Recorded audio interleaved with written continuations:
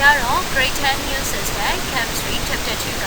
Meta and Solution ဆိုတဲ့ drug နဲ့ပြောရေးအကြောင်းကိုရှင်းပြပေးမှာဖြစ်ပါတယ်။ Textbook တွေက page number 8ကနေ25ထိရှိပါတယ်။ Introduction စပြီးမိတ်ဆက်ကြအောင်ဓာတုဗေဒဆိုတာကကျွန်တော်တို့ရဲ့နေ့စဉ်ပတ်ဝန်းကျင်အခြေအနေမှာအကုန်လုံးအသုံးပြုနေတဲ့ drug အခြေအနေတွေအားလုံးကိုလေ့လာကြည့်ရဖြစ်ပါတယ်။အဲ့တော့အဲ့ဒီသုံးနေတဲ့ drug တွေထဲမှာအခဲအရေးအငွေ့ဆိုတဲ့အခြေအနေတွေပါမယ်။အဲ့ဒီအခြေအနေတွေကဖွဲ့စည်းတည်ဆောက်ပုံတွေရဲ့သူတို့ရဲ့ဂုဏ်သတ္တိတွေရဲ့ပြီးတော့ပုံသဏ္ဍာန်တစ်ခုကနေအခြားပုံသဏ္ဍာန်တစ်ခုကိုပြောင်းလဲသွားတာတွေကိုခြေဝါလေ့လာမှာဖြစ်ပါတယ်။ Matter drug ဆိုတာကတော့အပုံသေးသေးလေးတွေနဲ့ဖွဲ့စည်းထားတဲ့အရာတွေဖြစ်ပါတယ်။ဒါဆိုရင်ကျတို့တွေ့ရှိနေရတဲ့အခဲအရှိအငွေ့ဆိုတဲ့အခြေအနေမှာရှိနေတဲ့အရာတွေအားလုံးကိုအပုံသေးသေးလေးတွေနဲ့ပေါင်းဖွဲ့စည်းထားတာပါ။အဲ့တော့သူတို့ကဘာတွေဖြစ်နိုင်လဲဆိုတော့ atoms ဖြစ်နိုင်တယ်။ဒါမှမဟုတ် molecules လည်းဖြစ်နိုင်တယ်။တော့မဟုတ် drug စိတ်တွေဓာတ်ပေါင်းနေတဲ့ဖွဲ့စည်းတည်ဆောက်ထားတဲ့အရာတွေအားလုံးကိုတော့ကျတို့က drug လို့ခေါ်ရပါတယ်။ကဲဟုတ်ပြီဒါဆိုရင် drug ကဘာလို့ပါလဲ။ air ဆိုတဲ့ပင်လူပါမယ် the sea ဆိုတဲ့ပင်လယ်ရေပါမယ် earth ဆိုတဲ့ကမ္ဘာကြီးကြီးရဲ့ပြီးတော့ all living creatures ဆိုတဲ့သက်ရှိတွေအားလုံးပြီးတော့ an even galaxy ဆိုတဲ့၎င်းတွေရဲ့ galaxy တွေတော့ပါမယ် matter ဆိုတဲ့ drug တွေမှာအားလုံးအကျုံးပြောနေတာပါပဲဒါဆိုရင် drug ကြောင့်ပြီးသွားပြီဆိုတော့ drug အခြေအနေတွေရဲ့ပြီးတော့ drug ထဲမှာအမှုန်လေးတွေပါတယ်လို့ပြောနေတဲ့အတွက်ကြောင့်မလို့အမှုန်လေးတွေရဲ့အစီအစဉ်ကိုကြည့်ရမှာဖြစ်ပါတယ်။ဒါဆိုရင် matter အခြေအနေကိုပြောကြည့်ရအောင် matter ဒီဘာအခြေအနေတွေဖြစ်လဲဆိုရင်အခုတွေ့နေရပါတယ် solid ဆိုတဲ့အခြေအနေလေးတွေ့ရမှာပါပဲ။ solid ဆိုတာကတော့အခဲကိုပြောတာပါ။နောက်တစ်ခု liquid ကတော့အရေကိုပြောရဲပြီးတော့ gas ဆိုတာကတော့အငွေ့ကိုပြောတာပါ။ဒါဆိုလို့ရှိရင် solid liquid gas ဆိုတာပြီး drug ဆိုတဲ့ matter ရဲ့အခြေအနေသုံးခုပဲဖြစ်ပါတယ်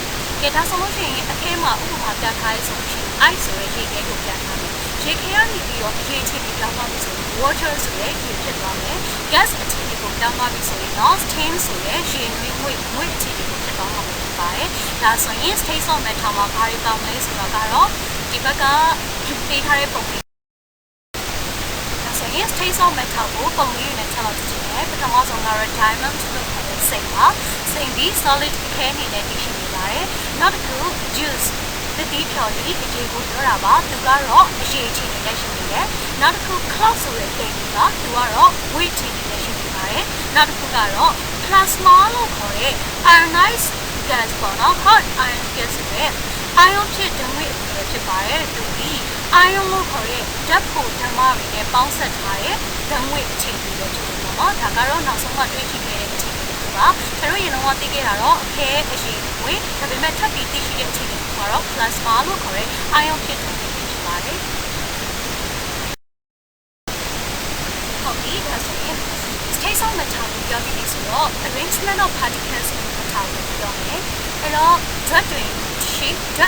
ရှိအမှုန်တွေရဲ့အစီအစဉ်ဒါဆိုရင်ဒီဆုံးထိပ်က solid အကြောင်းကိုပြောပြမှာဖြစ်ပါတယ်အခဲကကျွန်တော်ရဲ့ပတ်ဝန်းကျင်မှာအများကြီးတွေ့နေရပါတယ်ကျွန်တော်သုံးနေတဲ့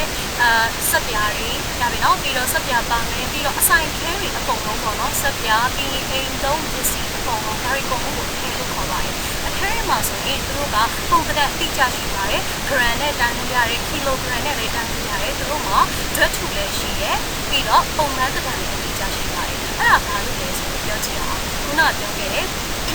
အခဲရဲ့ငွေ့ဆိုတဲ့အခြေအနေကိုအထဲမှာအမှုန်လေးတွေနဲ့ဖွဲ့စည်းထားတယ်လို့ပြောခဲ့ပါတယ်။ကဲဟုတ်ပြီဒါဆိုရင်အခဲထဲမှာရှိတဲ့အမှုန်တွေကဘယ်လိုဖွဲ့စည်းထားလဲဆိုပြီးတို့က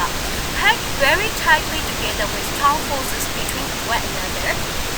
အခဲမှာရှိတဲ့အမှုန်တွေကတစ်ခုနဲ့တစ်ခုကြား strong forces ဆိုတဲ့တန်မာတဲ့အားတွေနဲ့ tightly packed တင်းကျပ်စွာနဲ့ထုတ်ပိုးထားပါတယ်။ကဲဟုတ်ပြီဒါကြောင့်မလို့တို့ကတင်းတင်းကြပ်ကြပ်ထုတ်ပိုးထားတဲ့ဖြစ်တဲ့အတွက်ကြောင့်မလို့တို့ဒီ little freedom of movement ဆိုတဲ့ရွေးရှားမှုတွေကနည်းနည်းပဲရှိတယ်ပြီးတော့ vibrate about a fixed position နေရာပုံတင်မှာပဲတို့ကတုံထားလိုက်ပါတယ်ဟုတ်ပြီ they do expand slightly when needed ဒါပေမဲ့တို့ကိုအပူပေးလိုက်တဲ့အခါမှာတော့အနေငယ်တို့ကပြတ်သွားတာရှိနေပါ ဒါဆိုရင် metal ဆိုတဲ့သတ္တုရဲ့ ကုန်တက်တွေကိုဖတ်ပြောချင်တယ် metal ခဲလို့ပြောနိုင်တဲ့သတ္တုတွေပေါ့နော်သူတို့က a hard ချို့ကတော့ဘာကြော်တယ် but others are soft ချို့ကတော့ပြုတ်ပြောင်းတယ်ပြီးတော့တချို့ကတော့ dense ဆိုတဲ့အလေးချိန်ရှိပြီးတော့တခြားကတော့ချို့ကတော့ light ဆိုတဲ့အလေးချိန်ပေါ့ပါတယ်သူတို့ဒီခုနပြောခဲ့တဲ့အတိုင်းပါပဲအမှုံလေးတွေက tightly packed တင်းတင်းကြပ်ကြပ်ထုတ်ပို့ထားတဲ့အတွက်ကြောင့်မို့လို့သူတို့က definite shape နဲ့ volume ဆိုတဲ့တိကျတဲ့ပုံမှန်သဏ္ဍာန်နဲ့တူတယ်ရှိပါတယ်ဒါပေမဲ့ they cannot be compressed သူတို့ကိုဖိသိပ်လို့တော့မရဘူး and do not flow စီစဉ်မှုလည်းရှိတယ်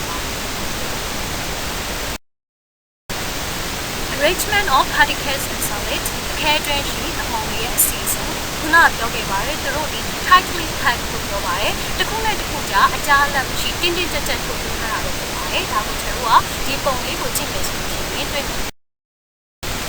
Arrangement of particles in liquid ဆောင်းတဲ့ကြောင်းပြောပြီးပြီဆိုတော့အရေထဲမှာရှိတဲ့အမှုံရဲ့အစီအစဉ်ကိုပြောချင်တယ်ဟုတ်ပြီအရေထဲမှာရှိတဲ့အမှုံတွေကတော့အခဲရုံတွေသူတို့ကတိကျတဲ့နေရာမရှိကြပါဘူးအဲ့ဒီအမှုံတွေကအရေထဲမှာသူတို့ကလွတ်လွတ်လပ်လပ်ရွေးရှားနိုင်ကြပါတယ်ဒါပေမဲ့ဓာတ်ငွေ့ molecule တွေကတော့သူတို့ကလွတ်လပ်ကြပါဘူးဒါပေမဲ့အရေကပုံတိကျတဲ့ဒုတိယရှိရလို့ပြောလို့ရတယ်ပေါ့နော်သူ့ကိုထည့်ရင်ထည့်တဲ့ခွက်ရဲ့ပုံစံတိုင်းသူတို့ကရှိနေတယ်ဒါကြောင့်မို့အရေတွေကဒုတိယအတိအကျလို့ရှိတယ်ဒါပေမဲ့အရေတွေကပုံမှန်သက်တယ်တော့အတိအကျမရှိကြဘူးဟုတ်ပြီဒါကိုရှင်းပြထားပါတယ်အဲ့တော့အရေတွေမှာရှိနေတဲ့အမုံလေးတွေကအခဲမှာရှိတဲ့အမုံလေးတွေတော့တိတိကျကျနေရာမရှိကြပါဘူးသူတို့ကဓာတ်ငွေ့ molecule တွေတက်တော့ပေါ့နော်ပိုပြီးတင်းတင်းကျပ်ကျပ်ထုတ်ပိုးထားခြင်းရှိပါပြီဒါဆိုရင်ကြည့်ရအောင်ပုံလေးကိုအချက်တော့ခုနက solid တော့မဟုတ်တော့ပါဘူးပြီးတော့ they cannot be compressed like gases but they can flow easily သူတို့ကိုဓာတ်ငွေ့လိုဖိသိပ်လို့မရဘူးဒါပေမဲ့သူတို့ကအနည်းငယ်တော့စီစဉ်နိုင်ကြပါတယ် Arrangement of particles in gases ဓာတ်ငွေ့အတွင်းမှာရှိတဲ့အမှုန်တွေရဲ့အစီအစဉ်ဟုတ်ပြီကဲအခုကဒီနောက်ဆုံးပြောရကြတာပေါ့နော်မတ်ထအခြေအနေတွေကဓာတ်ငွေ့အခြေအနေကိုပြောပြမှာတော့အဲ့တော့ဓာတ်ငွေ့အခြေအနေတွေမှာအမှုန်တွေကိုဘယ်လိုစီစဉ်ထားလဲဆိုရင်သူတို့ကတသမတ်တဲ့နှိမ့်မြန်စွာရွေ့ရှားကြတယ် constant and rapid motion ကိုပြောထားတယ်တသမတ်တဲ့အသေးသေးရွေ့ရှားတယ်ဘာလို့လဲဆိုတော့ weak attractive forces between gaseous particles ဓာတ်ငွေ့အမှုန်တွေကြားကဆွဲငင်အားနည်းသွားတဲ့အတွက်ကြောင့်သူတို့ကတသမတ်တဲ့လေမြန်တဲ့အချိန်နဲ့သူတို့ကရွေ့ရှားတယ် They move freely in all directions and they hit the wall of the container သူထည့်ထားမဲ့ခွက်ရဲ့မျက်နှာပြင်ကိုသွားပြီးရိုက်ထိခိုက်မိတဲ့အထိပေါ့နော်သူတို့ကဘယ်ဥတီအောင်ဆိုလွတ်လွတ်လပ်လပ်ရွေ့ရှားနေတာလေ Gas do not have a definite volume and shape of their own gas ဒီ solid ခဲလို့မျိုးသူတို့မှာတိကျတဲ့ဒုတိယနဲ့မရှိဘူးပြီးတော့သူတို့ရဲ့ပုံပိုင်းသဏ္ဍာန်လည်းမရှိပါဘူး Cherora ကိုမိခုံးငွေတွေကြည့်ရင်လည်းမြင်နိုင်ပါတယ်သူတို့ဒီဘယ်နေရာကိုမဆိုလွတ်လွတ်လပ်လပ်သူတို့ရွေးချကြတယ်သူတို့ကိုပုံပိုင်းသဏ္ဍာန်တိကျပြောလို့ရလားဆိုတော့ပြောလို့မရဘူးဟုတ်ကဲ့နော်ဒါပေမဲ့အရှိကအခဲနဲ့အရင်နဲ့မတူတဲ့အခြေအနေကတော့သူတို့ကိုအလွယ်တကူဖိသိမ့်နိုင်ပါတယ်ပြီးတော့သူတို့ဒီဘယ်ဥတီယာကိုဆိုဘယ်ဥတီယာဖက်ကိုဆိုသူတို့ပြန်နိုင်ကြပါတယ်ဟုတ်ပြီဒါဆိုရင်ဒီက Brownian motion ကိုပြောပါကဲဒါဆိုရင်ပုံလေးကိုဒီလိုကြည့်အောင် Brownian motion ဆိုတာ Brownian ရွေးရှားမှုကိုပြောတာပါ။ဒါလို့ Brownian motion ကိုခေါ်ရလဲဆိုတော့19ရာစုမှာဒုက္ခတွေရပညာရှင် Robert Brown က microscope နဲ့စပြီးလေ့လာတွေ့ရှိခဲ့တဲ့ကြောင့်လို့သူ့ကို Brownian ရွေးရှားမှုကိုနာမည်ပေးလိုက်တာပဲဖြစ်ပါတယ်။ဟုတ်ပြီ Brownian ရွေးရှားမှု Brownian ရွေးရှားမှုကဘာလဲဆိုတော့ continuous random movement of small particles suspended in a gas liquid အငွေ့တော့မဟုတ်အရေးအချိန်မှာဆိုင်းရနေတဲ့အပုံလေးတွေရဲ့အစမပြတ်ဒစိကလေးကရွေးရှားမှုကို Brownian ရွေးရှားမှုကိုခေါ်ပါတယ်ဟုတ်ပြီသူတို့ကဘယ်လိုဖြစ်လာတာလဲအဲ့တော့အဲ့လိုရွေးရှားမှုကငွေ့ဒါမှမဟုတ်အရေးအပုံလေးတွေတစ်ခုနဲ့တစ်ခုထိတိုက်မိချင်တာအကြောင်းခံပြီးတော့ဖြစ်ပေါ်လာခြင်းပဲဖြစ်ပါတယ်ဟုတ်ပြီဒါဆိုရင်အငွေ့ဒါမှမဟုတ်အရေးအဲမှာရှိနေတဲ့အပုံလေးတွေတစ်ခုနဲ့တစ်ခုထိတိုက်မယ်ပြီးတော့သူတို့ပုံပန်းသဏ္ဍာန်တင်ကြီးအတိအကျမရှိတဲ့ရွေးချင်တိုင်းဖြစ်နေတာပေါ့ဆိုရင် Brownian ရွေးရှားမှုလို့ပြောထားပါတယ်ဥပမာလေးကြည့်ရအောင် The motion of pollen grains on still water တင်းငင်နေတဲ့ရေထဲမှာဝင်းမုံနေခြင်းဒါဆို movement of invisible dust in the room အခန်းထဲကမမြင်ရတဲ့ပုံပုံတွေတွေ့ရအောင်ခါလေးကျရင်ကျွန်တော်အခန်းထဲမှာပုံပုံတွေတွေ့ရတာမျိုးကိုနေအောင်ကြည့်အလင်းအောင်ကြည့်တဲ့အချိန်မှာမြင်လို့ရတယ်ပေါ့နော်ဒါပေမဲ့တောင်းတဲ့အချိန်တွေမှာမမြင်ရဘူး Okay အဲ့ဆိုရင်အပုံလေးတွေကဘယ်လိုရွေးရှားနေလဲသူတို့ရွေးရှားခြင်းတဲ့ duration တိုင်းသူ Utia may or not direction Utia may Russia in a nation here, a Louisian Brownian motion, Brownian Nation motion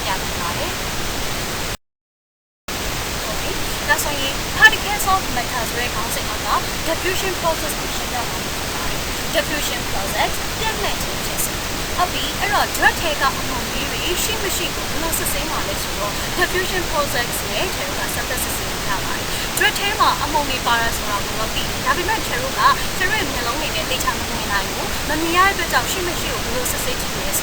diffusion process look on the energy to say no, a take a mirror, the Roshi machine synthetic. Diffusion will Brownian Risha for Yama, Pianages or Brownian Risha for Yatine. Hobby, Pianages not. Pianages go to a blue, your 9 years solution. Shall we just put it among Gabo, John or Dobby or the tire would be among the Jabo, Japan Risha dollar. Happy as a Risha, Pianages would be Dobby, and a Pianages the Majida, 3 years solid 3 years. Diga Triana, Baro, Liquid College, Gases Wing, Triana. It does when other body Zero, Jade, Nasally tell like power, okay, hope it nasally got it 19 minutes. The kid in there tell like a come on, Mesa got piano, she yet got a few hold of it. Diffusion process, generated to send Tuga, Barnett. Brownian motion, Brownian Risha, thanks for it, name of body, she name of body. Among Lyrica, she come up, Janet Wabilo, she got among me, among Mega show, Wabilo, diffusion, Janet is not a good to pick up Patron for she will go to Cheruga, Channel be solution, they will have the Calon, Pina Machine, the Nialo, Piana, and Nayara, Jaga Palace, William Machine among me, Larry Machine among me, John of Piana, Cheru, she will never buy that so name. She read among she is a Cheruga, the command,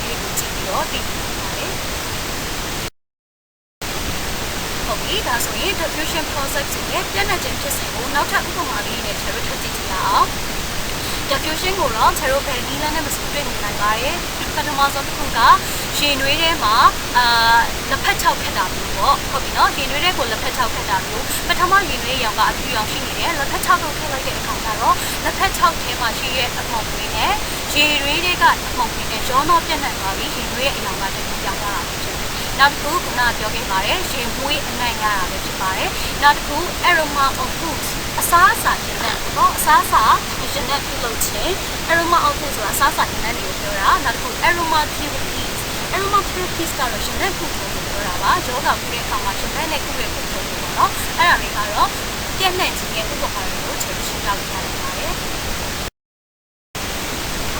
Nakamali the Kubu to go to the diffusion, Janet. Teropa winting up, Janeting up, Artibless or Hobby, in my internet Navarro. No way, kitchens were in people down to my Chalaye, Davime Hinaga, a shake up Chatwari to read a machine with follow Queenie and Navarre. Hello, internet and take a William Badi, a more really party case, the machine among the John of Janet Wabino, diffusions or Janeting.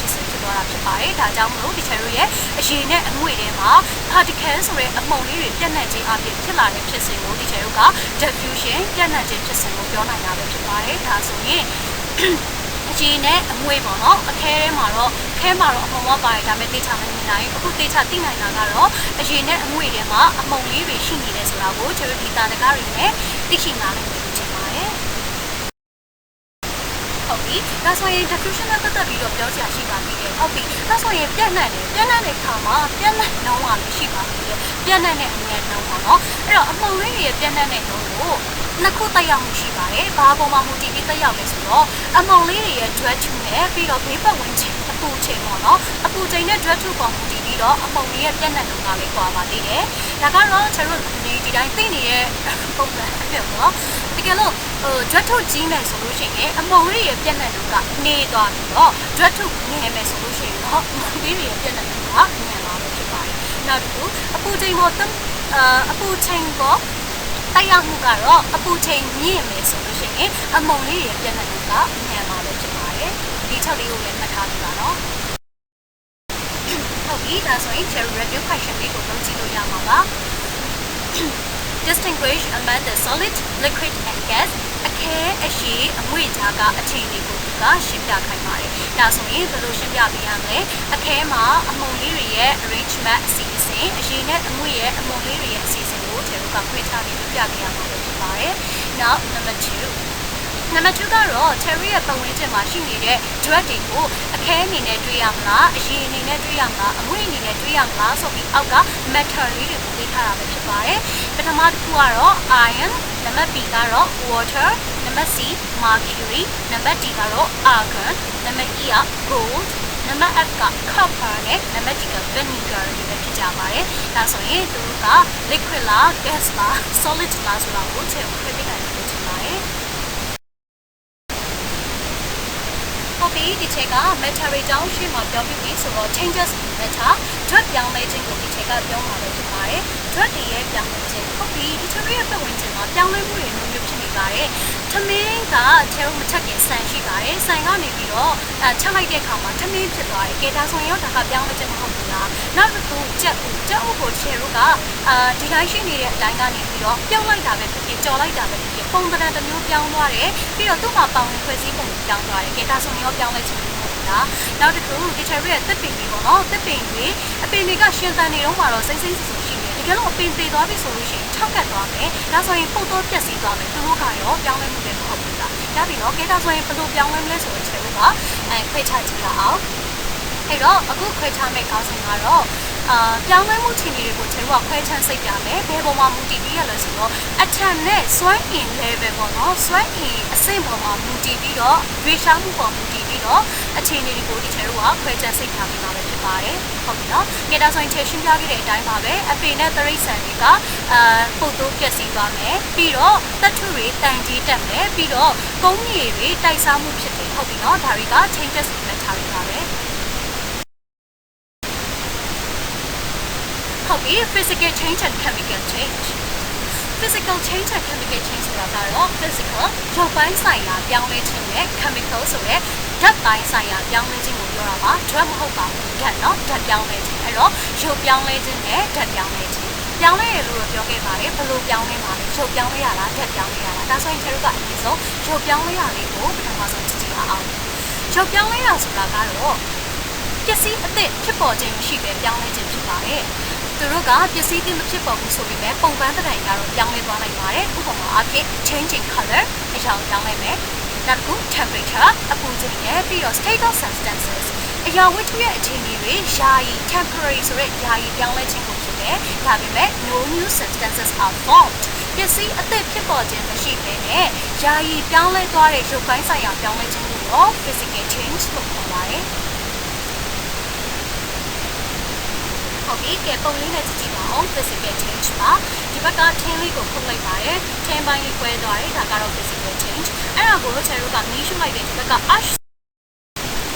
ဟုတ်ပြီဒီချက်ကတော့အခု physical change အကြောင်းလေးကိုထပ်ပြောပြမှာပါရုပ်ပိုင်းဆိုင်ရာပြောင်းလဲခြင်းတွေကိုဘာတွေနဲ့ပြောပြနိုင်လဲဆိုတော့ melting ဒီပြောခြင်း boiling ဆိုတဲ့စုပွက်ခြင်း freezing ခဲခြင်း evaporation အရေးဆုံးရှုံးခြင်း vaporization အငွေ့ပြန်ခြင်း condensation ငွေ့ရည်ခွဲခြင်းနဲ့ sublimation အခဲအငွေ့ပြန်ခြင်းဆိုပြီးတော့တို့ကိုရှင်းပြနိုင်ပါမယ်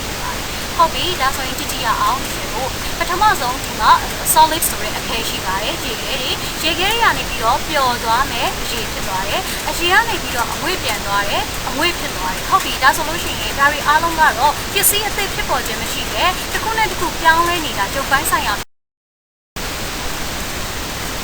ဟုတ်ပြီကဲဒါဆိုရင် physical change တွေက melting point နဲ့ boiling point ကိုပြောမှာပဲဖြစ်ပါတယ်ကဲပထမဆုံးကတော့ melting point ပျော်မှတ်ကိုပြောမှာပဲဖြစ်ပါတယ်ပျော်မှတ်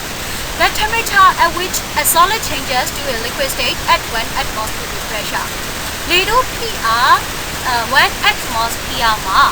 အခဲမှအရေတို့ပြောင်းလဲသွားသောအပူချိန်ကိုပျော်မှတ်လို့ခေါ်ပါတယ်ကဲဒါဆိုရင်ကြည့်ကြည့်အောင်ဒီ picture လေးထဲမှာ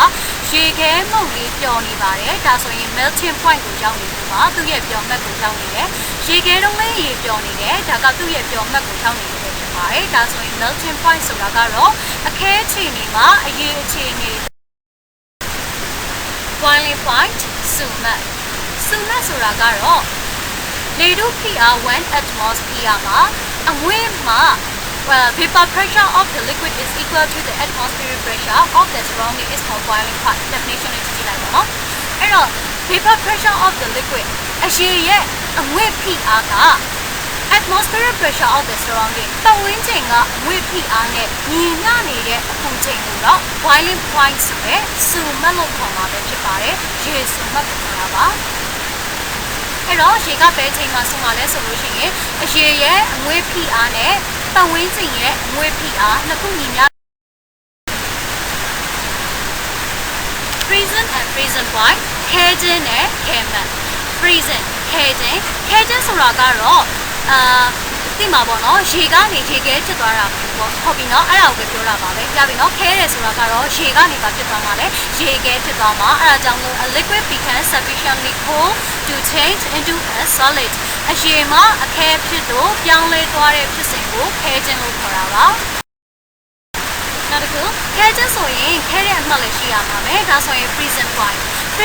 ကကြတော့အရေကနေအခဲဖြစ်သွားစေမဲ့အပူချိန်ကို freezing point ခဲမှတ်လို့ခေါ်ပါတယ်။ကဲဒါဆိုလို့ရှိရင်ရေကရိုးပူချိန်မှာရှိနေမယ်ဆိုရင်ရေတိုင်းပဲရှိနေတယ်။ဒီကဲလို့များချယ်တို့ကအပူချိန်မတူတော့ဘဲနဲ့အေးတဲ့ပူချိန်ရောက်သွားပြီပေါ့နော်0 degree Celsius ဖြစ်သွားပြီပဲထားပါတော့အေးတဲ့နေရာတွေမှာဆိုရင်ရေကနေရေခဲပြောင်းသွားတာမျိုးဖြစ်ပါတယ်။ဒါမှမဟုတ်ရေတွေကိုဒီအချိန်တွေကကြတော့ရေခဲတက်တာတွေမှာရေခဲသွားတယ်ရေခဲပူတွေကနေသိနေတယ်ပေါ့နော်ဒါဆိုရင်ဒါက freezing point ကိုရောက်နောက်တစ်ခု physical change တွေကတစ်ခုဖြစ်တဲ့ condensation ကိုပြောမှာပဲဖြစ်ပါတယ် condensation ကတော့ငွေ့ရည်ဖွဲ့ခြင်းပါငွေ့ရည်ဖွဲ့ရဲဆိုတော့အငွေ့ကနေအရေဖြစ်တာကိုပြောတာပေါ့ဒါပြီနော်ဒါကြောင့်မလို့ gaseous state ဆိုတဲ့အငွေ့အခြေအနေကနေပြီးတော့ liquid state ဆိုတဲ့အရေအခြေအနေကိုပြောင်းလဲသွားတဲ့အခြေအနေကို condensation ငွေ့ရည်ဖွဲ့ခြင်းလို့ခေါ်ပါတယ်ဟုတ်ပြီဒါဆိုရင်တစ်ချက်လောက်ကြည့်အောင်ချေလို့ပထမဆုံးရေတွေကနေပြီးတော့အငွေ့ပြန်သွားတယ်အရေဆုံးရှုံးသွားတယ်အဲ့တော့ငွေ့ရည်ဖွဲ့တဲ့တိမ်လေးဖြစ်သွားတယ်ငွေ့ရည်ဖွဲ့ပြီးတော့ပြန်ပြီးတော့ precipitation ကြွားချရဲဆိုတဲ့ဖြစ်စဉ်ဖြစ်သွားတယ်ဟုတ်ပြီနော်နောက်တစ်ခုဒီဘက်ကပုံလေးလည်းတစ်ချက်လောက်ကြည့်မယ်ဒီပုံလေးမှာဆိုလို့ရှိရင်တော့မျက်လေးတွေပေါ်မှာရေသီးလေးတွေတွဲခုနေတာတွေ့ရပါမယ်ဒါဒီအငွေ့ကနေရေဖြစ်သွားတဲ့ပုံစံပါဒီဘက်ကပုံလေးမှာလည်းအဲ့တိုင်းပါပဲအငွေ့ကနေရေဖြစ်သွားတဲ့အခြေအနေကဒါကိုတော့ physical change ရုပ်ပိုင်းဆိုင်ရာပြောင်းလဲမှုတွေကငွေ့ရည်ဖွဲ့ခြင်းအခြေvaporization and evaporation vaporization အငွေ့ပြန်ခြင်းနဲ့ evaporation အရေဆုံးရှုံးခြင်းဆိုတဲ့ဖြစ်စဉ်ကိုပြောပြမှာပဲဖြစ်ပါတယ် vaporization အငွေ့ပြန်ခြင်းဆိုတာကတော့ဓာတုဗေဒပစ္စည်းတို့မဟုတ် dressing တစ်ခုက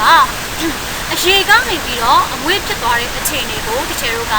အငွေ့ပြန်ခြင်းလို့ခေါ်တာပါကဲဒါဆိုရင်ရေနွေးအင်းလေးရေစုနေပြီဆိုလို့ရှိရင်အပြင်ကနေအငွေ့ထွက်လာပါပြီဒါဆိုရင်အငွေ့ထွက်လာပြီဆိုရင်ရေစုနေပြီလို့သိရမယ်ဒါဆိုရင်ဒီထဲမှာအခြေအနေတစ်ခုပါတယ် boiling ဆိုတဲ့စုခြင်းနဲ့နောက်တစ်ခု vaporization ဆိုတဲ့အငွေ့ပြန်ခြင်းဒီအခြေအနေတစ်ခုတွေ့ပါမယ်ဒါလေးကတော့ vaporization ပါ evaporation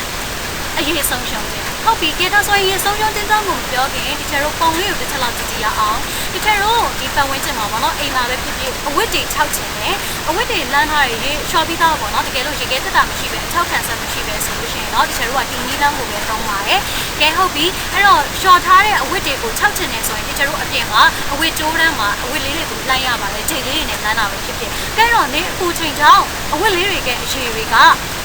မရှိတော့ဘဲနဲ့ခြောက်သွားတယ်ပေါ့နော်။ဒါဆိုရင်ဒါကဘာဖြစ်စဉ်ကိုပြောလို့ရတယ်ဟုတ်ပါတယ်။ evaporation ဆိုတဲ့အရေဆုံးရှုံးခြင်းဖြစ်စဉ်ကိုပြောလို့ရပါတယ်။သူ့ထဲမှာရှိတဲ့အရေတွေကအငွေ့ပြန်ပြောင်းဆုံးသွားပြီးတော့အဝေလေးတွေခြောက်သွားတာပဲဖြစ်ပါတယ်။ဒါဆိုရင်ဒီပုံလေးကိုကြည့်ရတယ်ဒီချေတို့အရေဆုံးရှုံးခြင်းဆိုတာဒါလည်းနားလည်သွားမယ်ခြင်းပေါ့နော်။ဒါဆိုလို့ရှိရင်ဒီ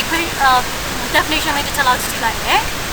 evaporation is the process of a substance in a liquid state changing to a gaseous state due to an increase in temperature and pressure အပူချိန်သို့မဟုတ်ဖိအားတိုးခြင်းကြောင့်အရေချိန်တွေမှာအငွေ့ချိန်တွေတို့ပြောင်းလဲသွားသောဖြစ်စဉ်ကို evaporation အရေဆုံးရှုံးခြင်းဖြစ်စဉ်ကိုခေါ်ပါတယ်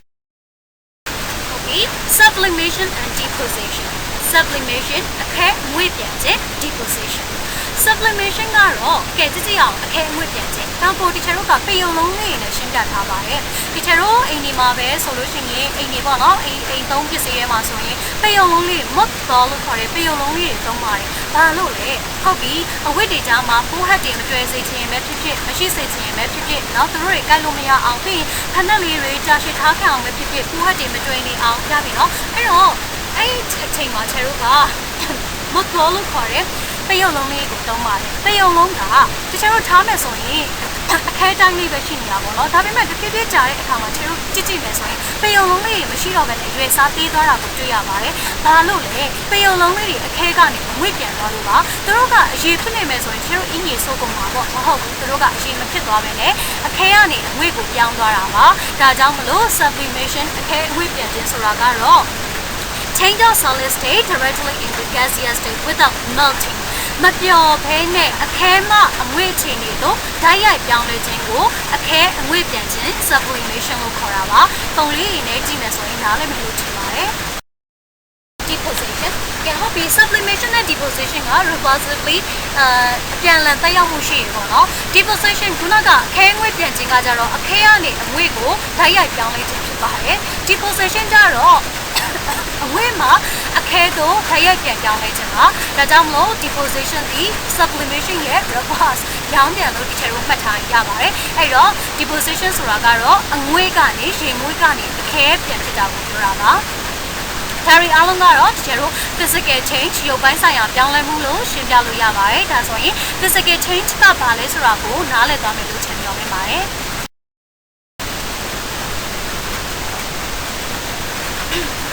physical change ကြောင့်ပြောခဲ့ပြီးပါပြီအခုနောက်ထပ်သွားမယ်ပြောင်းလဲမှုတစ်ခုကတော့ chemical change လို့ခေါ်တဲ့ဓာတ်ပြောင်းလဲခြင်းပါဟုတ်ပြီဓာတ်ပြောင်းလဲခြင်းဓာတ်ပြောင်းလဲတာကဘာလဲခုနကရုပ်ပြောင်းလဲခြင်းမှာပြောခဲ့ပါတယ်သူဒီပစ္စည်းအသစ်ဖြစ်ပေါ်ခြင်းမရှိဘဲနဲ့ရုပ်ပိုင်းဆိုင်ရာခဏတာပြောင်းလဲခြင်းကိုရုပ်ပြောင်းလဲခြင်းလို့ခေါ်တယ်ဟုတ်ပြီဒါဆိုဓာတ်ပြောင်းလဲခြင်းကဘာလဲဟုတ်ပြီဒါဆိုရင်ဓာတ်ပြောင်းလဲခြင်းကရုပ်ပြောင်းလဲခြင်းနဲ့ဆန့်ကျင်ဘက်ပေါ့သူဒီပစ္စည်းအသစ်တစ်ခုတော့မဟုတ်တစ်ခုတည်းပို့ပြီးဖြစ်သွားနိုင်တဲ့ပြောင်းလဲမှုမျိုးကိုတော့ဓာတ်ပြောင်းလဲခြင်းလို့ခေါ်ပါတယ်ဟုတ်ပြီအဲ့ဒီဓာတ်ပြောင်းလဲခြင်းမှာအရာဝတ္ထုတွေက color ဆိုတဲ့အရာလေးပြောင်းသွားမယ် temperature အပူချိန်လေးပြောင်းသွားမယ်ပြီးတော့သူတို့ရဲ့ state လို့ခေါ်တဲ့အခြေအနေတွေလည်းပြောင်းသွားပါမယ်and ပြီးတော့ဘာဖြစ်အောင်လဲဆိုတော့သူတို့ဒီ new substance or substances ဆိုတဲ့ပစ္စည်းအသစ်ပြောင်းလဲသွားခြင်းပဲဖြစ်ပါတယ်မူလပုံစံနဲ့ပြန်မရတော့တဲ့ပစ္စည်းအသစ်ပြောင်းလဲသွားတာမျိုးကိုဒီချိန်တို့ကဓာတ်ပြောင်းလဲခြင်းလို့ခေါ်ပါတယ်ဟုတ်ပြီဒါဆိုရင်ဒီပုံလေးမှာ cherry တစ်ချက်လောက်ကြည့်ရအောင် chemical change example လို့ပြောထားပါတယ်ဟုတ်ပြီဓာတ်ပြောင်းလဲခြင်းဥပမာများပထမဆုံးတစ်ခုကိုကြည့်ရအောင် burning wood သစ်သားလေးမီးလောင်နေပါတယ် chemical change ပါ rotten fruit သစ်သီးပုပ်သွားပါတယ်ဒါလေး chemical change ပါ baking the cake ကိတ်မုတ်ဖုတ်နေပါတယ်ဓာတုပြောင်းလဲခြင်းပါနောက်တစ်ခု resting metal သတ္ထုတွေတန်ကြီးတက်လာတယ်ဒါလည်းဓာတ်ပြောင်းလဲခြင်း using a battery အားအသုံးပြုခြင်းဒါကလည်း chemical change digestion လို့ခေါ်တဲ့အစာချေခြင်း soaringလို့ခေါ်တဲ့နှုတ်ရချင်သွားခြင်းဝါနှုတ်ချင်သွားခြင်း exploding firework ဟုတ်ပြီမီးပန်းဖောက်တာပေါ့နော်မီးပန်းဖောက်တာတွေနောက်တစ်ခုကြက်ဥကြော်တာချက်တာပြီးရင် photosynthesis လို့ခေါ်တဲ့အလင်းမီအစာချက်ခြင်းအဲ့ဒါတွေအားလုံးကအရာဝတ္ထုပစ္စည်းအသစ်အနေနဲ့ဖြစ်ပေါ်သွားတဲ့အတွက်ကြောင့်သူတို့ကိုဒီလိုကဓာတ်ပြောင်းလဲခြင်းလို့ခေါ်မှာပဲဖြစ်ပါတယ်ဟုတ်ပြီဒါဆိုရင် physical change နဲ့ chemical change ဘယ်လောက်နားလဲလဲဆိုတော့ကျတို့မိကုန်းလေးမေးကြည့်ရအောင် Is present juice from light a physical or chemical change ဟုတ်ပြီတန်မြာသီးလေးကိုအရင်ညှစ်ပါမယ်ဒါကရုပ်ပြောင်းလဲခြင်းလားဓာတ်ပြောင်းလဲခြင်းလား Give reason for your answer အဲ့တော့တောက်သမီးတို့ရဲ့အဖြေအတွက်ချက်ကိုအကြောင်းပြချက်လေးနဲ့ပေးပါအောင်ဟုတ်ပြီတန်မြာသီးအရင်ညှစ်မယ်နော်ဒါကဓာတ်ပြောင်းလဲခြင်းလားရုပ်ပြောင်းလဲခြင်းလားဟုတ်ပြီနောက်ထပ်ဥပမာတွေလည်းထပ်ဖြည့်ပေးပါအောင် violin and egg ကြက်ဥပြုတ်ပါမယ် mixing salt and water တဲနဲ့ရေကိုရောပါမယ် making jelly တောက်သမီးတို့စားနေတဲ့ jelly လုပ်ပါမယ် evaporating alcohol အရက်တွေဝေ့ပြန်သွားပါမယ် souring of milk နွားနို့ချင်သွားပါတယ် baking the cake ခိတ်မုတ်ဖုတ်ပါမယ် digesting food အစာချေမယ် crushing the can ဘူးပေါ့နော်နှုတ်စီဘူးဖြစ်ဖြစ်ဘူးတစ်ခုခု crushing correction ဆိုတာကတိုက်မိသွားတယ်ကွဲသွားတယ်ပေါ့နော် correction ဆိုတော့နှုတ်စီဘူးပိန်မိသွားတာမျိုးပဲဖြစ်ဖြစ်ပေါ့နော်နောက်တစ်ခု mixing grain and red marble အစိမ်းရောင်နဲ့အနီရောင် color လုံးလေးကိုရွေးပါမယ်။ကဲဒါဆိုရင်ဒါက physical change လား chemical change လားဆိုတာကိုရှင်းပြပေးပါဦး။ရှင်းတင်တဲ့ဆောင်မှာဒီချက်ကmatter ရဲ့ changes ပြောင်းလဲမှုတွေရောပြီးတော့သူတို့ရဲ့ state တွေကိုလည်းဒီချက်ပြောခဲ့ပြီးပါပြီ။ဒါဆိုရင် matter ကိုသိချနားလည်ပါမယ်လို့ထင်ပါတယ်။ဟုတ်ပြီဒါဆိုရင် matter ကိုဖွဲ့စည်းထားတဲ့dressing တွေ dress ပေါင်းတွေ dress နော်တွေအကြောင်းကိုဒီချက်ကထပ်ပြီးရှင်းပြပေးမှာဖြစ်ပါတယ်။ဟုတ်ပြီ dressing ကိုတော့ဒီချက်တို့ elements လို့ခေါ်ပါတယ်။ elements dress ပေါင်းကိုတော့ compound လို့ခေါ်ပါတယ်။ compound ပြီးတော့ dress နော်ကိုတော့ mixtures dress နော်လို့ခေါ်ပါတယ်။ဟုတ်ပြီနော်။ကဲဟုတ်ပြီဒါဆိုရင် matter ဆိုတဲ့ dress ရဲ့ဥပမာတွေအားလုံးကိုဒီချက်တို့ကခေါင်းစဉ်တစ်ခုထပ်ပြီးတော့ခွဲခြားသွားနိုင်ပြီပေါ့နော်။နောက်ထပ်ခေါင်းစဉ်တစ်ခုထပ်ပြီးတော့ခွဲခြားလို့ရပါတယ်။ဘာနဲ့လဲဆိုတော့ pure substances နဲ့ mixture ဆိုပြီးတော့ထပ်ပြီးခွဲလို့ရပါတယ်။ pure substances သန့်စင်သောပစ္စည်းနဲ့ mixture ဆိုတဲ့ dranol ဆိုပြီးထပ်ပြီးခွဲလိုက်မှာဖြစ်ပါတယ်။ဟုတ်ပြီ pure substances ဆိုတဲ့သန့်စင်drug ပစ္စည်းဆိုတာပါလဲ။သူဒီတိကျပြီးတော့ဟုတ်ပြီနော်။ကဲပုံတန်ကကြတော့ပါဝင်မှုကအများနဲ့ကိန်းတည်ဖြစ်နေတယ်ပေါ့နော်drug ပုံစံတစ်ခုဖြစ်မယ်သူတို့ကအများတိကျပြီးတော့ပုံသေးဖွဲ့စည်းမှုရှိမယ်ဆိုရင်သူတို့ကိုကျွန်တော်တို့က pure substance သန့်စင်တဲ့ပစ္စည်းလို့ခေါ်ပါတယ်ဟုတ်ပြီ pure substance ကိုဒီကျွန်တော်တို့ကထပ်ပြီးခွဲခြားလိုက်မယ်ဆိုရင် elements of compound ဆိုတဲ့ drug စင်တဲ့ drug ပေါင်းဆိုပြီးတော့တစ်ခုထပ်ပြီးထွက်လာမှာဖြစ်ပါတယ်ဟုတ်ပြီဒါဆိုရင်ဒီအကြောင်းအရာတွေကိုဓာတုဗေဒပညာရှင်တွေကသိခဲ့တယ်ပေါ့အခုဘယ်လိုလဲဆိုတော့19ရာစုနှစ်အစမှာဆိုလို့ရှိရင်19ရာစုနှစ်အစအုပ်ပိုင်းတော့ John Dalton က drug ရဲ့ theory ကိုသူကအဆိုပြုခဲ့ပါတယ်သူပြောခဲ့တာကတော့ drug တွေအားလုံးကို atom တွေနဲ့ဖွဲ့စည်းထားတယ်အဲ့ဒီ atom တွေကိုကျွန်တော်တို့ကမြင်လဲမမြင်ရဘူးခွဲလို့လည်းမရဘူးဆိုတဲ့အကြောင်းအရာကို John Dalton ကအဆိုပြုပြီးတော့ပြောကြားခဲ့ပါတယ်ဒါဆိုဒီချက်က pure substances တွေက elements တွေရဲ့ dressing အကြောင်းကိုပြပြမှာဖြစ်ပါတယ်။ဟုတ်ပြီ dressing ဆိုတာပါလေသူက atom တစ်မျိုးရဲ့ပါတဲ့ပစ္စည်းကို dressing လို့ခေါ်ပါတယ်။ဒါပြီနော်သူ့ကိုဒီချက်တို့က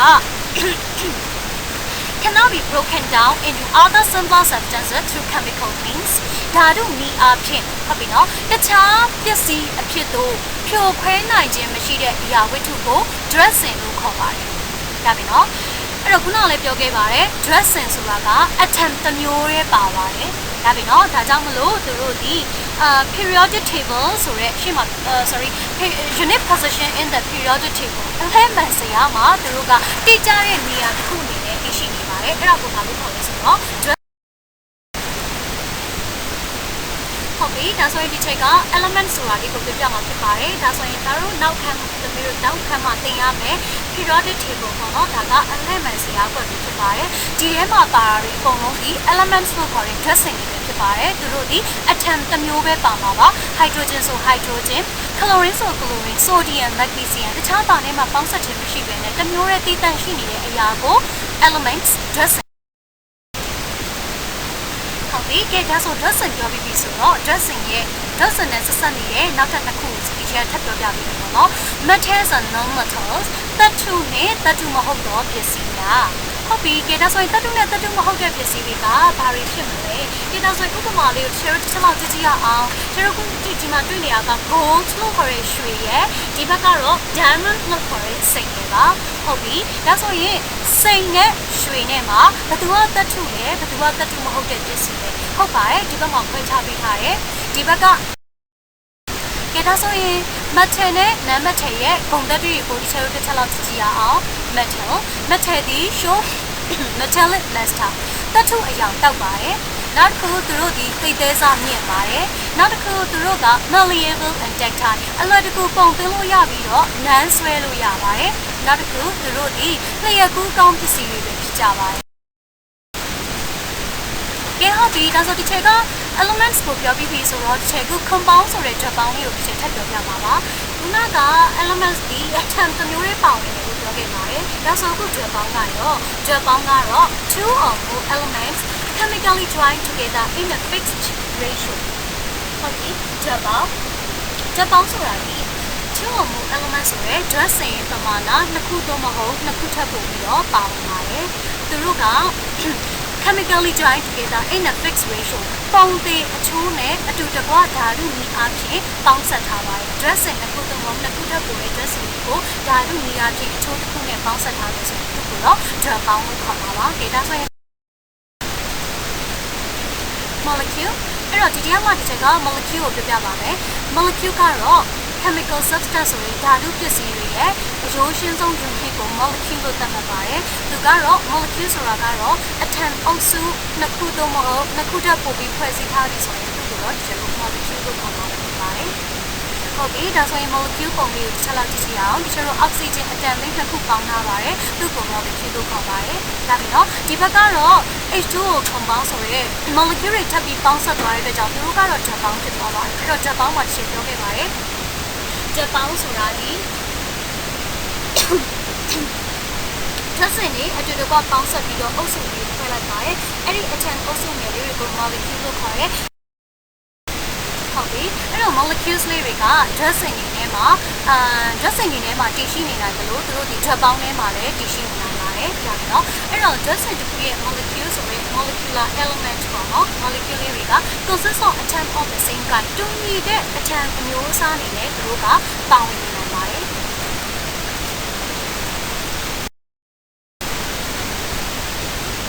ပြီးတော့ molecule of a compound molecular compound drug bound တစ်ခုရဲ့ molecule တွေက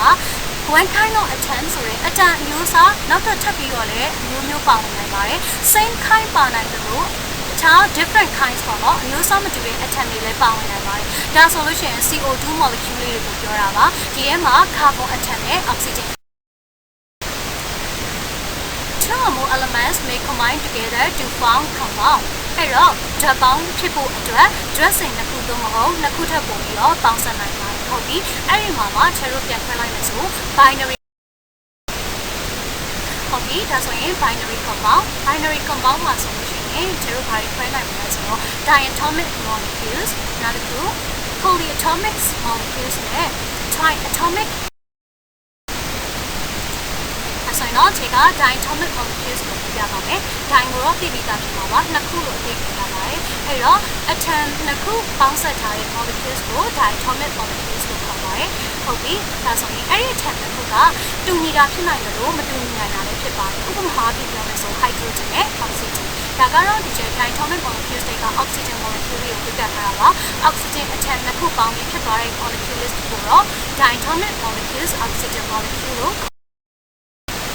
နောက်တစ်ခုကတော့ triatomic molecules tri ရဲ့ တွေကတော့ဒီမှာပါ3ကိုတည်နေရပါတယ်အဲ့တော့ atom 3ခုပေါင်းစပ်ပြီးဖြစ်လာတဲ့ molecules ကို triatomic molecules လို့ခေါ်ပါတယ် triatomic molecules ကတော့ချက်ပြောခဲ့သလိုပါပဲ3 atoms or same or different elements တူညီသော dressing သို့မဟုတ်မတူညီသော dressing 3ခုပေါင်းဝင်ဖွဲ့စည်းထားပြီးဆိုရင်တော့သူကို triatomic molecules လို့ခေါ်ပါတယ် example ကတော့ဟုတ်ပြီ binary compound တွေကနောက်တစ်ခုကတော့ polyatomic molecules က poly ကတော့များသောအဓိပ္ပာယ်ရပါတယ်။၃ခုနဲ့၃ခုထပ်ကျော်သွားပြီဆိုရင်ဒီချေတို့က poly လို့သတ်မှတ်လို့ရတယ်။ဟုတ်ပြီဒါကြောင့်မလို့atom တူညီသောသို့မဟုတ်မတူညီသော element atom လေးတွေ၃ခုသို့မဟုတ်၃ခုထပ်ပို့ပြီးပါဝင်ဖွဲ့စည်းထားရင်တော့သူကို polyatomic molecules လို့ခေါ်ပါတယ်။ဥပမာလေးကတော့ဟုတ်ပြီဒါဆိုဒီချက်က binary compound ပြောပြီးပြီဆိုတော့ternary compound ကိုပြောပါမယ် ternary compound ကတော့ compounds formed by the combination of three elements dressing 3ခုပါဝင်ဖွဲ့စည်းထားတာကိုတော့ ternary compounds လို့ခေါ်ပါတယ်ဥပမာအဖြစ် ethanol ကိုပြောထားပါတယ်ကဲ ethanol မှာဆိုလို့ရှိရင် C2H6 ကိုပေါ့နော် C2H6 ကိုသူ့ရဲ့ formula ကကဲတော့ဆိုရင်သူ့ရဲ့မှာပါတဲ့ dressing တွေက carbon ပါမယ် hydrogen ပါမယ် oxygen ပါမယ်ဒါကြောင့်မလို့ dressing 3ခုနဲ့ပါဝင်ဖွဲ့စည်းmixtures journal A mixture is a combination of more than one substance where these substances are not bonded to each other and they may be present in any proportion by weight. The constituents of the mixture do not combine chemically. Mixture ဆိုရဲ journal ကနှစ်ခုသုံးပုံနှစ်ခုထပ်ပုံနဲ့ကြွေးပြချထားတဲ့ဒီစီပေါင်းဥပမာဒီချက်ကပြောရမယ်ဆိုတော့ဟောရှိတာပေါ့နော် ကဲဒါဆိုရင်အသီးတွေ salad လုပ်နေထားပါတော့ salad တော့ရွက်တော့ပါနော်ကဲဒါဆိုရင်ရွက်တော့ပြန်ပါကျတော့ခွဲပြီးတော့မြင်နိုင်တယ်ဒါရွက်တွေပါမှာလေသူ့မှာထည့်ထားမယ့်ရွက်တွေရပြီနော်အဲ့တော့ရွက်မျိုးစားတွေကိုကျတော့ခွဲပြီးမြင်နိုင်တယ်သူတို့ဒီတစ်ခုနဲ့တစ်ခုပေါင်းဆက်ရောသွားတာလည်းရှိတယ်လေခုချင်းစီကိုပြန်ခွဲထုတ်လို့ရတာကို drenol လို့ခေါ်တာဟုတ်ပြီနော်ဒါကြောင့်မို့ drenol ကနှစ်ခုဟုတ်ပြီကဲဒါဆိုရင် mixture လေးကိုခွဲကြည့်ရအောင် mixture မှာတော့နှစ်ခုထပ်ပြီးတော့ခွဲပါမယ် heterogeneous mixture နဲ့ homogeneous mixture homo ကတော့တသားရဲ့ဖြစ်နေတဲ့အတွက်တော့ဟုတ်ပြီဒါဆိုဒီချိန်ကတစ်ခုချင်းစီဖြစ်နေတယ် heterogeneous mixture ဆိုတာကတော့တသားရဲ့မဟုတ်တဲ့ပစ္စည်းကိုပြောတာပါတသားရဲ့မဟုတ်တဲ့ trend တော့ပါတော့သူဒီ non uniform ဆိုတသမတ်တည်းမဟုတ်ပါဘူးပြီးတော့နောက်တစ်ခု journal ထဲမှာပါဝင်တဲ့ component ဆိုတဲ့ပါဝင်ပစ္စည်းမျိုးမျိုးကိုကျွန်တော်ခွဲခြားပြီးပြန်မြင်နိုင်ရဆိုရင်သူ့ကို heterogeneous mixture ဒါဆိုတချို့ရဲ့မျက်လုံးနဲ့ပြန်ပြီးခွဲထုတ်လို့ရတယ်ပေါ့တခုရောထားပြီးဆိုတာဘာ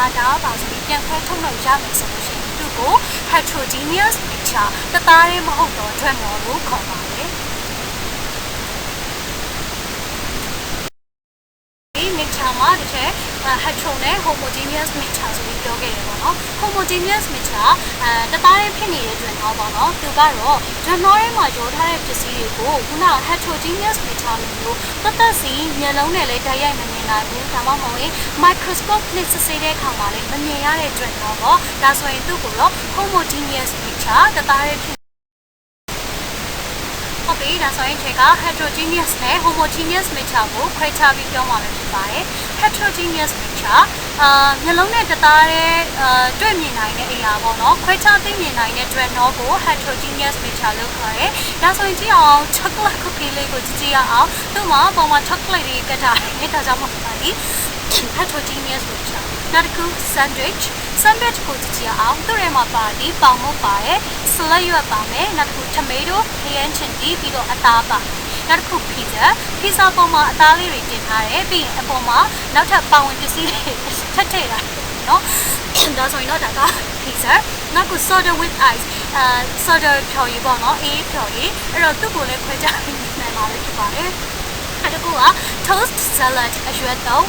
မှာဆိုရင်ခရမ်းကျင်သီး salad ရွက်အကုန်လုံးသူတို့တစ်ခုချင်းစီကိုကျွန်တော်ကပြန်ခွဲထုတ်နိုင်မယ်ဆိုရင်เนาะ heterogeneous mixture လို့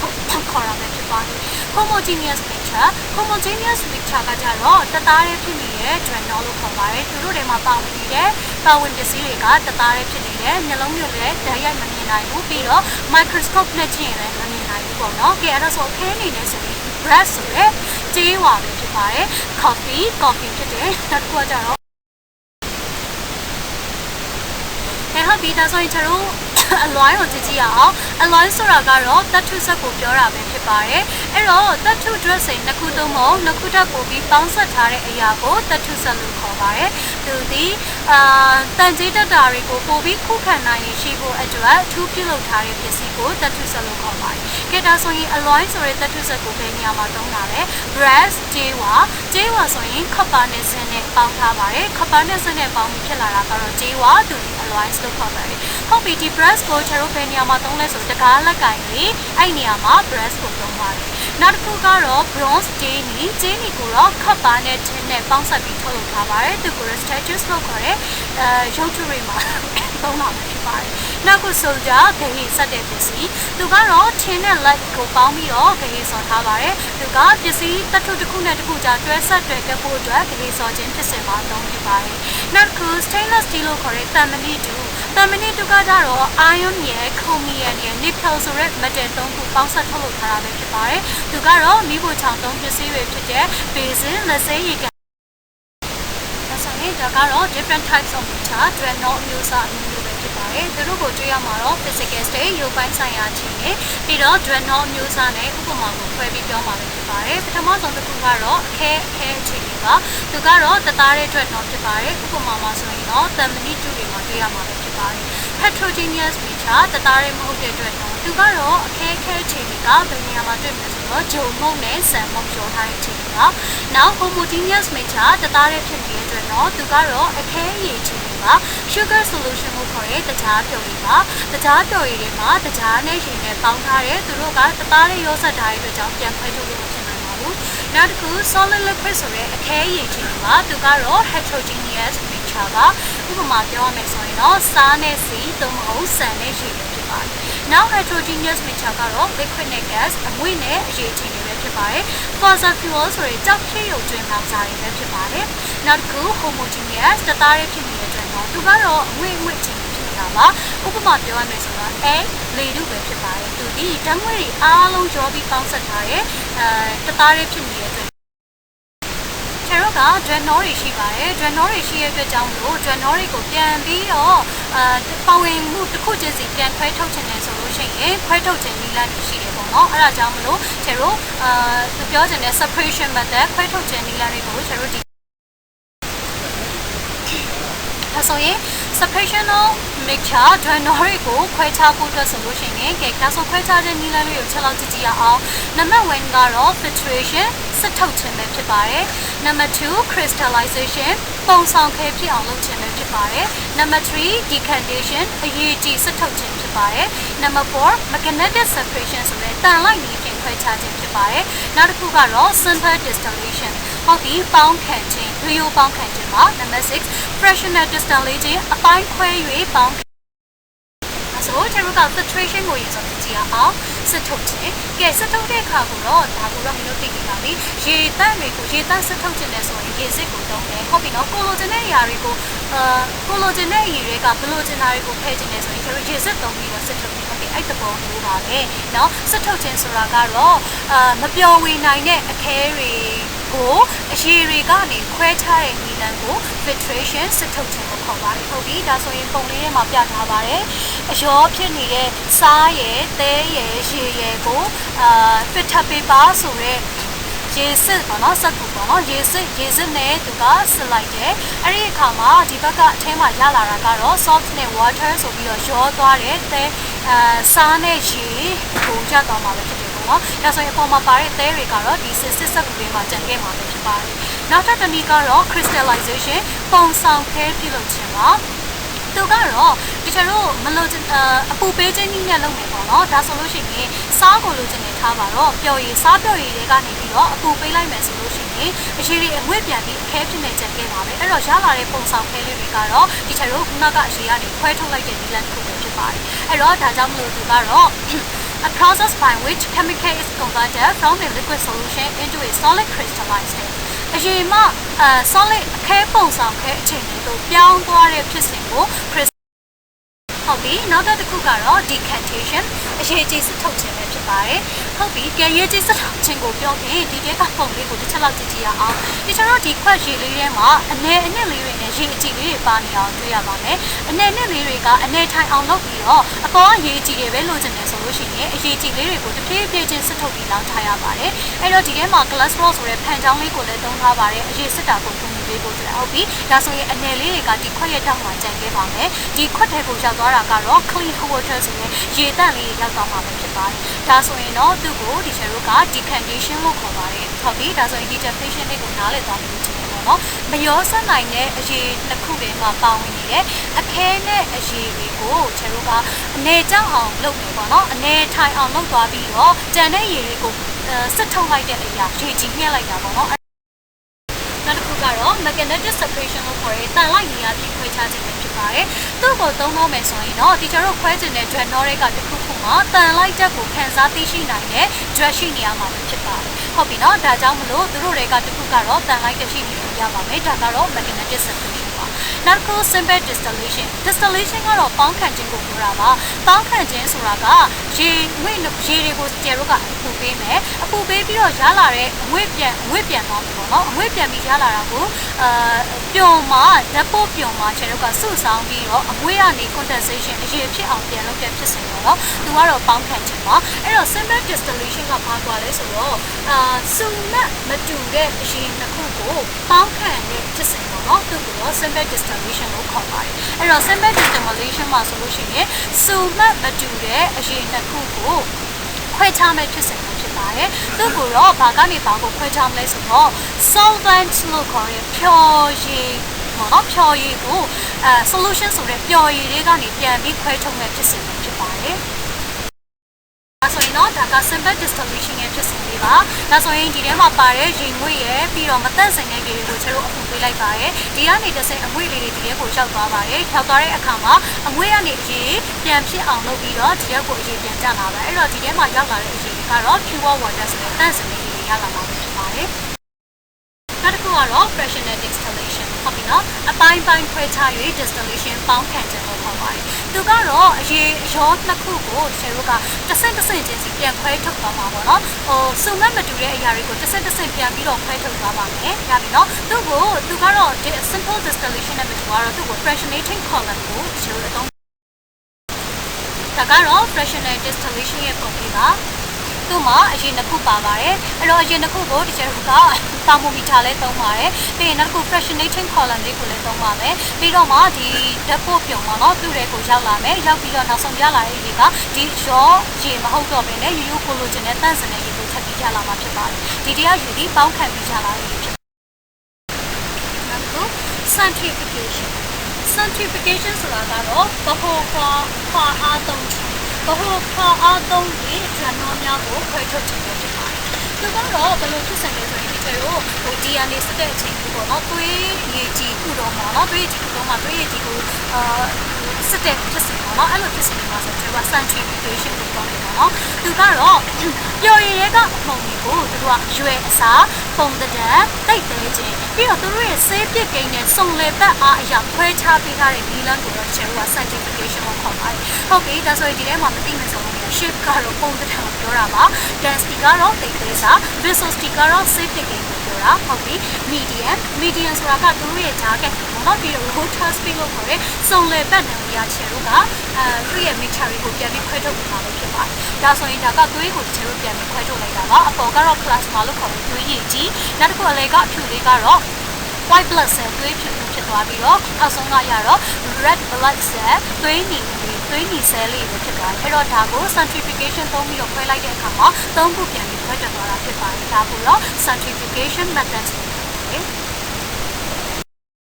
ဟုတ်ပြီနောက်ဆုံးတစ်ခုခွဲခြားမဲ့ဖြစ်စဉ်ကတော့ chromatography ပဲဖြစ်ပါတယ် chromatography သူကတော့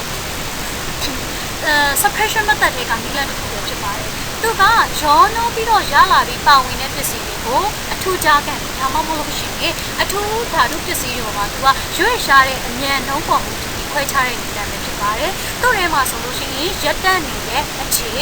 stationary phase နဲ့နောက်တစ်ခုရွေ့လျားနေတဲ့အခြေ mobile phase ဆိုပြီးတော့အခြေအနေတစ်ခုပါမှာဖြစ်ပါတယ်။ဟုတ်ပြီဒါဆိုရင်ဒီပုံလေးထဲမှာကြတော့တချို့စက်ကူပေါ်မှာပေါ့နော်မှင်စက်လေးတွေကို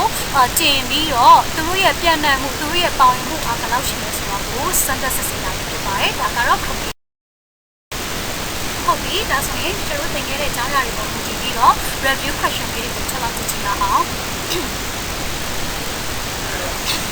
substance A ဆိုတဲ့အရာဝတ္ထု A ကိုကျတို့ကဖြိုခွဲပါမယ်ဓာတုဗေဒနည်းကဖြိုခွဲပါမယ်အဲ့ဒီအခါမှာမူလပစ္စည်းတွေပြန်ဖြစ်တယ်လို့ပြောထားပါတယ်ဒါကြောင့်မလို့အရာဝတ္ထု A ဒီ dressing လာချက်သားမှလို့ရေးထားပါတယ်အဲ့တော့အရာဝတ္ထု A ကိုဖြိုခွဲဖို့လုပ်တဲ့အခါမှာမူလအရာဝတ္ထုတွေပြန်ရတာဆိုတဲ့အတွက်ကြောင့်သူဒီ dressing ဖြစ်မှာအတွက်ပေါင်းဖြစ်လားဟုတ်ပါတယ် substance A ကတော့ dressing ပါဘာလို့လဲဆိုတော့သူ့ကိုတခြားအရာဝတ္ထုဓာတုနည်းအဖြစ်ခွဲခြားလို့မရနိုင်တဲ့အတွက်ကြောင့်မပြိုကွဲတဲ့အတွက်ကြောင့်သူ့ကို elements dressing လို့ခေါ်ပါတယ် dressing မှာ atom တစ်ခုနဲ့ပဲဖွဲ့စည်းနောက်မိကုန်တစ်ခုကတော့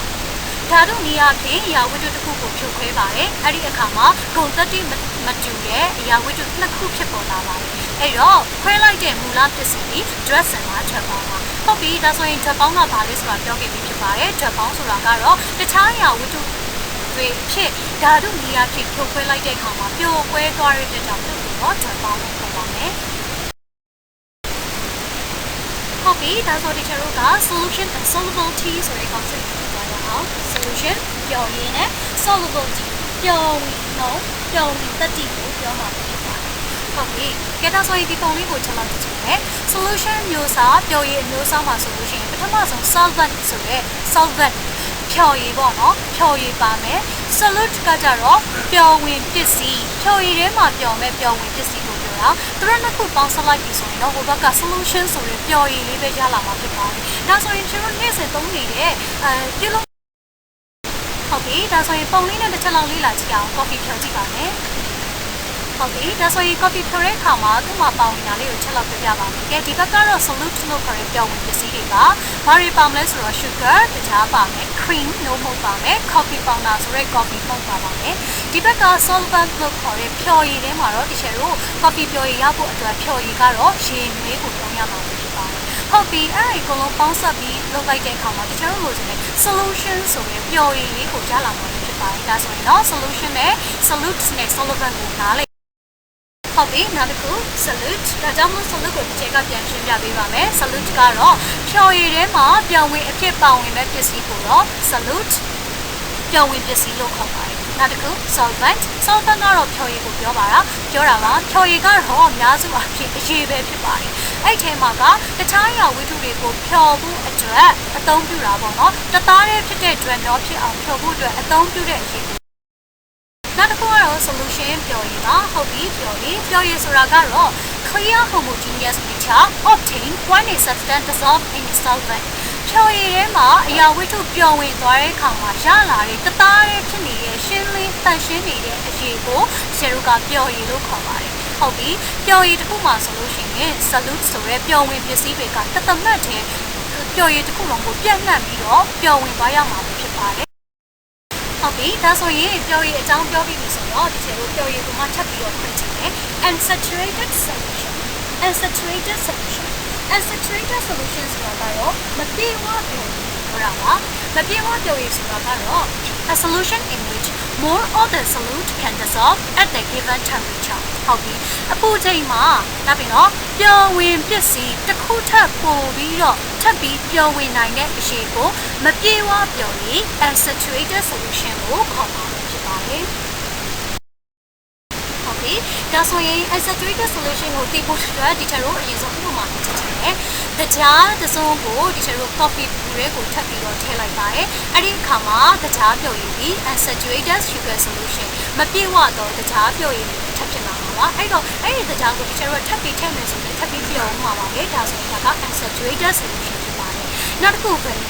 vinegar ကတော့ရှာလကာရီပြောတာပါ။ vinegar ရှာလကာရီကလည်း acetic acid ကရေထဲမှာမပြည့်ဝတဲ့ပျော်ရည်အနေနဲ့တည်ရှိနေတဲ့ရေပဲဖြစ်ပါတယ်။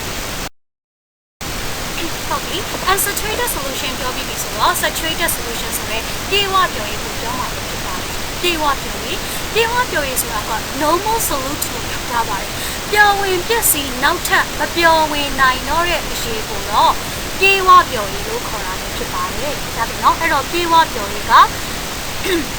ပူချိန်တစ်ခုရှိပေးထားတဲ့ပမာဏမှာရှိနေတဲ့ဖြော်စရာအရေးတွေကိုပျော်ဝင်ပစ္စည်းတွေထပ်ပြီးထည့်ဝင်မယ်ဆိုရင်နောက်ထပ်ပျော်ဝင်ပစ္စည်းထပ်ပြီးမပျော်ဝင်နိုင်တဲ့အရေးကိုပြေဝပျော်ရည်လို့ခေါ်တာဖြစ်ပါတယ်။ဆိုတာကတော့ပြေဝပျော်ရည်ပဲဖြစ်ပါတယ်။ကာဗွန်ဒိုင်အောက်ဆိုက်ရှည်ထဲမှာပျော်ဝင်နေတဲ့ပြေဝပျော်ရည်ပဲဖြစ်ပါတယ်။တကယ်လို့ခွက်ကို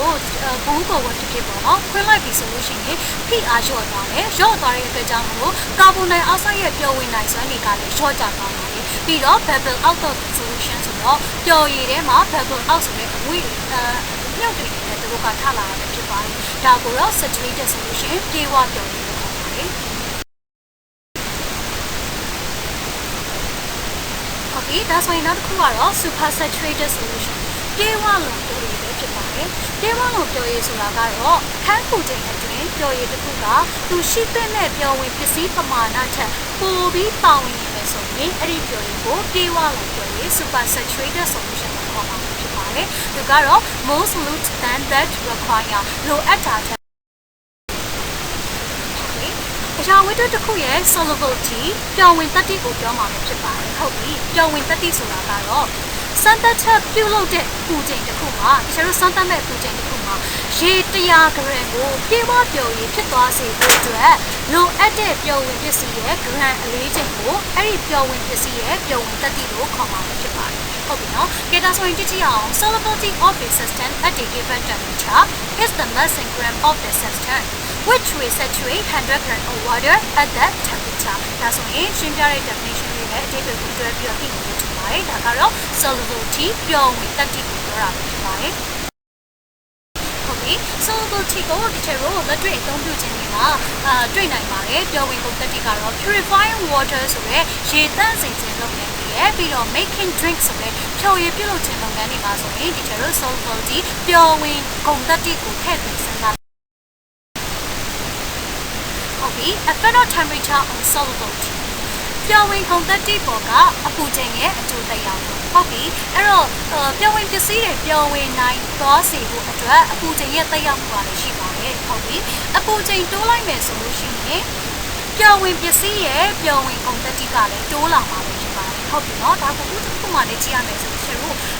coffee ဖြော်ရည်ပဲထားပါတော့နော် coffee မှုန့်ကိုထည့်လိုက်တယ်ရေနွေးအင်းနေတာနဲ့ဖြော်မယ်ဆိုလို့ရှိရင်အဲ့ဒီ coffee ကပျော်ဝင်နိုင်တာမလားမပျော်ဝင်နိုင်ဘူးရေနွေးပူတွေကလည်းဖြော်လိုက်မယ်ဆိုလို့ရှိရင်တော့သူကအလွယ်တကူပျော်သွားပြီး coffee ဖြစ်ကိုရလာမှာဖြစ်တယ်တကယ်လို့အေးနဲ့ဖြော်မယ်ဆိုရင်ခဲခဲရည်နဲ့တရှိမှာပါတော့ဒါဆိုရင်ဒါကပျော်ဝေမှုပေါ်ကအပူချိန်ရဲ့သက်ရောက်မှုလို့ဆိုလို့ရှင်းပြမှာပါဟုတ်ပြီနော်ကဲဒါဆိုလို့ရှိရင်ဒါပေမဲ့ तू ကကန့်သက်ချက်တော့ရှိရပါတော့ဘလို့ပျော်ရည်လို့လဲဆိုလို့ရှိရင်တော့ calcium hydroxide နဲ့ calcium sulfate ကိုပျော်ရည်ဒီမှာတော့ဒီအပူချိန်သက်ရောက်မှုက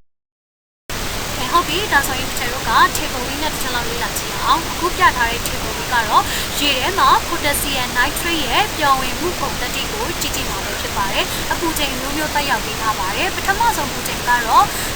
အပူချိန်ပထမဆုံး30ပေးလိုက်တယ်ပေါ့နော်30 degree celsius ပေးလိုက်တဲ့အခါမှာပျော်ဝင်ပုံသတ္တိက 21.2 ရလာတယ်ပူချိန်20တိုးလိုက်တဲ့အခါမှာတော့ 31.6 30ပေးလိုက်တဲ့အခါမှာတော့45.3အစရှိတဲ့ဖြင့်100ပေးလိုက်တဲ့အခါမှာ245ထိရလာအောင်ဖြစ်ပါတယ်ဒီဖြစ်စဉ်ကိုလေ့လာကြည့်မယ်ဆိုရင်အပူချိန်တိုးလိုက်တဲ့အခါမှာအဲ့ဒီပေါင်ပစ္စည်းရဲ့ပျော်ဝင်ကုန်သတ္တိကလည်းတစ်ဖြည်းဖြည်းတိုးလာတာကိုတွေ့ရပါတယ်ဒါကတော့ potassium nitrate ရဲ့ပျော်ဝင်ကုန်သတ္တိကိုအပူချိန်မျိုးမျိုးနဲ့ graph လေးဆွဲပြီးဖော်ပြပေးထားတာဖြစ်ပါတယ် graph ဒီတစ်ဖြည်းဖြည်းနဲ့ပေါ်ကိုမြင့်တက်သွားတဲ့အတွက်ကြောင့်အပူချိန်မြင့်လာနေပျော်ဝင်ပစ္စည်းရဲ့ပျော်ဝင်ကုန်သတ္တိကတဖြည်းဖြည်းတိုးလာနေပြီဖြစ်ပါတယ်ဒါဆိုဒီသဘောတရားလေးကိုနားလည်ဖို့ကြည့်ပါတယ်ဒီဒါဆို review question လေးကဗာပြီးထားရမယ်ဆိုလို့ရှိရင်နံပါတ် A ကရေထဲမှာပျော်ဝင်နိုင်တဲ့အခဲတွေကိုပေးထားတာပဲဖြစ်ပါတယ်နံပါတ် B ကတော့ရေထဲမှာမပျော်ဝင်နိုင်တဲ့အခဲကိုပေးထားပြီးတော့နံပါတ် C ကsolvent other than water ရေအပြင်ထပ်ရှိမဲ့ဒီဒါဆိုရင်ပထမဆုံးလေးကတော့ table salt sugar လို့ပြောတဲ့စပွဲတင်စားနဲ့တခြားလို့ဖြစ်ပါတယ်စပွဲတင်စားရဲ့တခြားရဲ့နောက်နံပါတ်2ကကျတော့ salt and salt လို့ခေါ်တဲ့သဲနဲ့မြေပြူပဲဖြစ်ပါတယ်နံပါတ်3ကတော့ wine and petrol ကတော့တခြားဖြော်ရည်တွေကိုထပ်ပြီးတော့ပြောထားတာဒီဒါဆိုဒီပုံစံလေးချက်လောက်ကြည့်ကြည့်အောင်ပျော်ရည်100 g ထဲမှာပျော်ဝင်ပစ္စည်းကတော့20 g ပါဝင်နေရပြီဖြစ်ပါတယ်ဟုတ်ပြီဒါဆိုရင်ပျော်ရည်25 g ကို